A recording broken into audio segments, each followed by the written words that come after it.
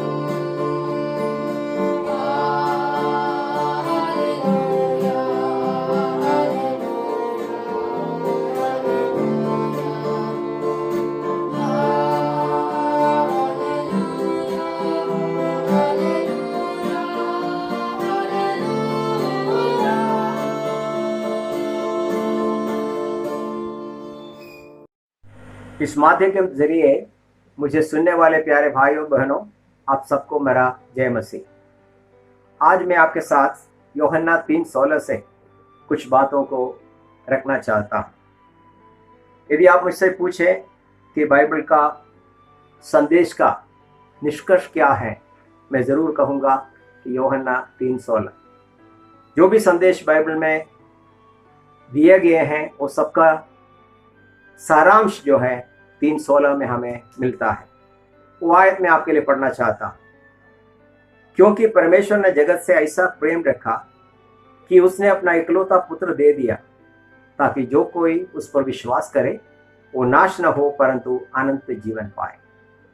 इस आयत से 7 महान चीजों के बारे में आपके सामने कहना चाहता हूं। सबसे पहले महान व्यक्ति, वो है परमेश्वर। दूसरा है महान कार्य, वो है प्रेम रेखा। तीसरा है महान संख्या, जगत, पूरा विश्व। चौथा है महान चुनाव, जो कोई। पांचवा है महान मार्ग, विश्वास करे। छठवां है महान पलायन यानी मुक्ति, नाश न हो। सातवां है महान उपहार यानी दान, अनंत जीवन। इन सातों बातों को आपके सामने थोड़ी सी समय के अंदर मैं बताना चाहता हूं। सबसे पहले महान व्यक्ति के बारे में हम सोचेंगे, परमेश्वर। परमेश्वर के बारे में हम सबके दिल में कुछ न कुछ विचार जरूर बैठे हुए हैं। ऐसे भी लोग हैं दुनिया में जो कहते हैं कि परमेश्वर है ही नहीं। उनके बारे में ज्यादा चर्चा करना मैं नहीं चाहता हूं, लेकिन परमेश्वर के बारे में जैसा परमेश्वर का वचन बताते हैं उस सच्चाई को मैं आपके सामने बताना चाहता हूं। यिर्मयाह 32:17 से हम एक आयत को देखेंगे। यिर्मयाह 32:17। हे प्रभु यहोवा, तूने बड़े सामर्थ्य और बढ़ाई हुई भुजा से आकाश और पृथ्वी को बनाया है। तेरे लिए कोई काम कठिन नहीं है। इस आयत से हमें यह देखने को मिलता है कि परमेश्वर आकाश और पृथ्वी का सृष्टि करता है। वो सर्वशक्तिमान परमेश्वर है। उसके सामने कोई भी कार्य कठिन नहीं है। जो वो चाहते हैं वो जरूर कर सकते हैं। उनका महिमित कार्य के बारे में यशायाह 40:12 में ऐसा लिखा हुआ हमें पढ़ने को मिलता है। किसी ने महासागर को चुल्लू से मापा और किसी के बीते से आकाश का नापा हुआ। किसी ने पृथ्वी की मिट्टी को नफे में भरा और पहाड़ों को तराजू में और पहाड़ियों को कांटे में तोला है। देखो, परमेश्वर का महान कार्य क्या महिमित है, उसका वर्णन हम कर नहीं सकते। महासागर को चिल्लू में मापने वाला परमेश्वर और आकाश को भित्ते से नापने वाला परमेश्वर, पहाड़ों को तराजू में तोलने वाला परमेश्वर। आपने कभी सोचा है इस परमेश्वर को हम किससे तुलना कर सकते हैं? तमाम सृष्टि को रचने वाला परमेश्वर है, बाइबल बताने वाला परमेश्वर। उसका यशायाह 40:25 से लेकर के 29 तक आयतों को भी हम लोग देखेंगे। वहां परमेश्वर स्वयं पूछ रहा है कि ऐसा महाप्रतापी परमेश्वर को तुम किससे तुलना कर सकते हो? 25 से 29 तक आए थे। सो तुम मुझे किसके समान बताओगे कि मैं उसके तुल्य ठहरूं? उस पवित्र का यही वचन है, अपनी आंखें ऊपर उठाकर देखो, किसने इनको सिरजा? वह इन गणों को गिन गिन कर निकालता, उन सबको नाम ले लेकर बुलाता है। वह ऐसा सामर्थी और अत्यंत बली है कि उनमें कोई बिना आए नहीं रहता। हे याकूब, तू क्यों कहता है? हे इस्राएल, तू क्यों बोलता है? मेरा मार्ग यहोवा से छिपा हुआ है, मेरा परमेश्वर मेरे न्याय की कुछ चिंता नहीं करता। क्या तुम नहीं जानते? क्या तुम नहीं सुना? यहोवा जो सनातन परमेश्वर और पृथ्वी पर भर का सृजनहार है, वह न थकता न श्रमित होता। उसकी बुद्धि अगम है। वह थके हुए को बल देता है और शक्तिहीन को बहुत सामर्थ्य देता है। देखो, वहां परमेश्वर का महिमित कार्य को फिर से हम देख रहा है। वो सर्वज्ञानी परमेश्वर है, सबको बल और सबको सामर्थ्य देने वाला परमेश्वर है। और वो पूछ रहा है, ऐसा प्रतापी परमेश्वर को किससे तुम तुलना कर सकते हो? बाइबल वही परमेश्वर को हमारे सामने पेश कर रहा है, सबसे महान व्यक्ति। उनके तुलना करने के लिए कुछ है ही नहीं। वहां बताते हैं कि वो परमेश्वर है, ईश्वरों का ईश्वर है। इसका मतलब यह नहीं कि और कोई ईश्वर है, लेकिन लोग बहुत सारे ईश्वरों को कल्पना करते हैं, लेकिन उन सब में ऊपर विराजमान है पृथ्वी को, आकाश और पृथ्वी को रचने वाला हमारा ईश्वर, जो बाइबल हमें बताते हैं। और दूसरा महान कार्य हम देखते हैं, उन्होंने क्या किया, उन्होंने प्रेम रखा। पहला यूहन्ना उसका 4:8 में हम पढ़ते हैं कि परमेश्वर प्रेम है। परमेश्वर का गुणों में सबसे उत्तम गुण है परमेश्वर का प्रेम। वो प्रेमी है, इसलिए हमें सब चीजों को इस संसार में रहने के लिए सुविधा करके दे दिया है।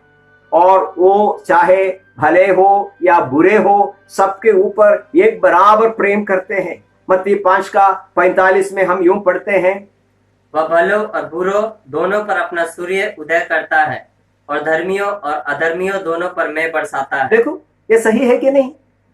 जो परमेश्वर को खोजते हैं उन लोगों को, और जो परमेश्वर को निंदा करते हैं, उसके विरुद्ध में कार्य करते हैं, उन पर भी परमेश्वर दया बरसाते हैं। वो परमेश्वर का प्रेम है। परमेश्वर प्रेम करने के द्वारा ये सब कार्य करते हैं। लेकिन पहला यूहन्ना उसका 4:9 और 10 में परमेश्वर का प्रेम का दूसरा एक प्रकटीकरण के बारे में हम वहां पढ़ते हैं। पहला यूहन्ना 4:9 और 10, जो प्रेम परमेश्वर हमसे रखता है वह इससे प्रकट हुआ कि परमेश्वर ने अपने इकलौते पुत्र को जगत में भेजा है कि हम उसके द्वारा जीवन पाए। प्रेम इसमें नहीं कि हमने परमेश्वर ने प्रेम किया, पर इसमें है कि उसने हमसे प्रेम किया और हमारे पापों के प्रायश्चित के लिए अपना पुत्र को भेजा है। देखिए परमेश्वर का प्रेम इस बात में स्पष्ट दिखाई देता है कि हम परमेश्वर को जब खोजे नहीं, परमेश्वर को चाहे नहीं, फिर भी परमेश्वर हमसे प्रेम करके हमारे पापों से हमें बचाने के लिए अपना एकलौता पुत्र को दे दिया। आपने ऐसा कोई प्रेम के बारे में सुना है जो एक बाप जो है अपने बेटे को दूसरों के लिए कुर्बान करे? ऐसा कोई प्रेम है ही नहीं। लेकिन परमेश्वर का प्रेम इस बात में प्रकट है कि परमेश्वर ने अपना एकलौता पुत्र को सारा मानव जाति का पाप का प्रायश्चित के लिए, कुर्बानी होने के लिए दे दिया। देखो इससे बड़ा प्रेम कहां प्रकट हो सकता है, कहां दिखा सकता है। और तीसरा महान कार्य के बारे में हम विचार करेंगे, वो है महान संख्या। वहां बताते हैं कि जगत से प्रेम किया। जगत मतलब है कि ये जो संसार नहीं, परंतु यहाँ संसार में इस पृथ्वी पर रहने वाले लोगों के बारे में कहते हैं। अभी लगभग जो है कहा जाता है कि 630 करोड़ का आबादी दुनिया में अभी है। कितने लोग रह चुके हैं और कितने लोग आएंगे हमें मालूम नहीं। लेकिन परमेश्वर जो है तमाम लोगों से प्रेम करते हैं। ऐसा नहीं कि किसी विशेष देश के लोगों से या किसी रैंक के लोगों से, धनवान या गरीब, उसमें कोई फर्क परमेश्वर को नहीं है। परमेश्वर सबसे प्रेम करते हैं। परमेश्वर पूरा जगत से प्रेम करते हैं। और जगत जो है परमेश्वर के सामने कैसा दिखाई देता है आपको मालूम है? आपने कभी सोचा है? बाइबल बताते हैं, यशायाह नबी की किताब उसका 40:15 में देखिएगा, पूरा दुनिया के लोग जो है परमेश्वर के सामने कैसा दिखाई देता है। देखो जातियां तो डोल की एक बूंद व पलड़ों पर की धूली के तुल्य ठहरी। देखो वह दीपों को धूली के किनको सरीखे उठाता है। देखो परमेश्वर के सामने तमाम जाति के लोग जो है एक बूंद पानी के समान है। और वहां बताते हैं कि तराजू में पड़े हुए धूल के तुल्य है। कोई महत्व कोई देता है कि धूल जो पड़े हुए हैं तराजू पर? कोई ध्यान ही नहीं देते हैं। परमेश्वर बताते हैं कि परमेश्वर के सामने इतने जाति के लोग जो हैं उसी के बराबर हैं, फिर भी परमेश्वर हमसे प्रेम किया। और अगला हम देखेंगे चौथी बात, सबसे महान चुनाव के बारे में। परमेश्वर किसको चुना? हम देखते हैं कि जो कोई, ये जितने भी लोग दुनिया में हैं उसमें से जिस किसी को परमेश्वर की ओर से आशीष पाना चाहते हैं वो सबको परमेश्वर ने चुन लिया। परमेश्वर के स्वर्ग में, परमेश्वर के आवास स्थान में कोई नो वैकेंसी नहीं है। उनके लिए पूरा जगह हमेशा हमेशा सबके लिए है। जितनों भी विश्वास करे वो सब उद्धार पाएगा। ये नहीं कि इतने लोग तक विश्वास करने पर हम उनको रिजर्वेशन करके रखा हुआ है, उतने ही लोग उद्धार पाएंगे, नहीं। जितने लोग विश्वास करें, सबको परमेश्वर चुन लिया है। जो कोई विश्वास करेगा वो जरूर जो है परमेश्वर के आशीष का वारिस ठहरेंगे। एस्केल की किताब उसका 33 का 11 भी हम लोग पढ़ेंगे। वहां क्या लिखा हुआ है? सो तूने उनसे यह कहा, परमेश्वर यहोवा की यह वाणी है, मेरे जीवन के सुगंध, मैं दुष्ट के मरने से कुछ भी प्रसन्न नहीं होता। देखो, परमेश्वर बताते हैं कि मैं दुष्ट के मरने से कुछ भी प्रसन्न नहीं होता, परंतु इससे कि दुष्ट अपने मार्ग से फिरकर जीवित रहे। दुष्ट अपने मार्ग से फिरकर जीवित रहे। हे इजराइल के घराने, तुम अपने अपने बुरे मार्ग से फिर जाओ, तुम क्यों मरो? देखिए, वहां प्रभु पूछ रहा, तुम मन फिराओ, तुम आओ परमेश्वर के पास, आशीष पाओ, तुम चुने हुए हैं, परमेश्वर का अनुग्रह के लिए तुम चुने हुए हैं। और पहला तिमोथी उसका 2 का 4 में क्या लिखा हुआ है? परमेश्वर का इच्छा वहां प्रकट की गई है। वो यह चाहता है, वो ये चाहता है कि सब मनुष्य कि का उद्धार सब मनुष्य का उद्धार हो, और वे सत्य को भली भांति पहचान ले। देखो, सब लोग जो है उद्धार पाए और सब लोग जो है सत्य को पहचाने। यह परमेश्वर का इच्छा है हर एक इंसान के प्रति। सो यहाँ हम देखते हैं कि महान चुनाव के बारे में कि सब कोई व्यक्ति को परमेश्वर चुन लिया है और किस रीति से परमेश्वर लोगों को बचाना चाहते हैं। 5वीं बात हम देखेंगे, महान मार्ग। कौन सा मार्ग परमेश्वर ने अपनाया है? धर्म बताते हैं कि हमारे कर्मों के द्वारा हम उद्धार पा सकते हैं। तीर्थ यात्रा जाने से, दान पुण्य करने से, तपस्या करने से, हमारे शरीर को घायल करने से हम मोक्ष और मुक्ति प्राप्त कर सकते हैं। लेकिन बाइबल बताते हैं कि परमेश्वर ने रखा गया मार्ग जो है उद्धार के लिए, वो विश्वास करे। एफिसियों का पत्र उसका 2 का 8 हम लोग पढ़ेंगे। 2 का 8। क्योंकि विश्वास के द्वारा अनुग्रह ही से तुम्हारा उद्धार हुआ है। अनुग्रह ही से तुम्हारा उद्धार हुआ है। और यह तुम्हारी ओर से नहीं, परंतु परमेश्वर का दान है। देखो, विश्वास के द्वारा उद्धार पाना, यह परमेश्वर का महान मार्ग है। ये विश्वास जो है सब लोग कर सकते हैं।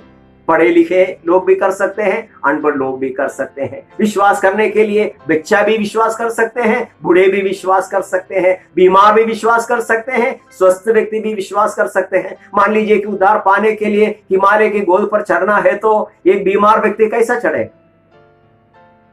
बिस्तर पे पड़े हुए वो व्यक्ति को विश्वास के द्वारा इस महान मार्ग के द्वारा हम समझ सकते हैं कि अपने उद्धार को अपना सकते हैं। और इसलिए हम देखते हैं कि महान मार्ग है विश्वास का मार्ग। और अगला 6वां बात हम देखेंगे, महान पलायन यानी मुक्ति, वो है नाश न हो। यह बात सही है कि परमेश्वर प्रेमी है, लेकिन परमेश्वर न्यायी भी है।